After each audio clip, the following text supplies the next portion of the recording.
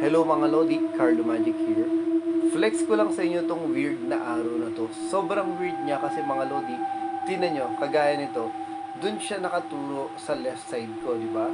Ayan, ang gagawin ko mga Lodi is iikot ko siya para maturo sa right side. Pero tinan nyo mga Lodi, kapag inikot ko siya in 1,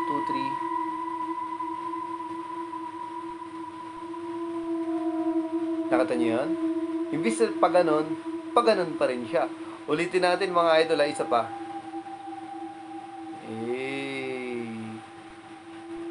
Ang weird, di ba? Ang pinakamaganda diyan mga lodi is lalagyan ko pa siya ng mirror sa likuran niya para makita nyo kung gumagana ba yung illusion niya o hindi. Actually, hindi naman siya illusion, puzzle siya. Ayan ang mga lodi. Nakita nyo naman. At ang weird dyan, kung makikita nyo mga lodi, is dito sa actual is nakatutok siya dun sa left side ko. Pero dun sa reflection niya sa mirror is nakaturo siya sa kanan. Ang kulit, di ba?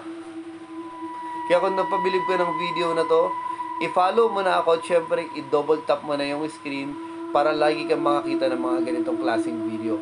Sakit ba sa ulo? Huwag mo nang pag-isipan yan. Magic nga eh. Thank you mga idol!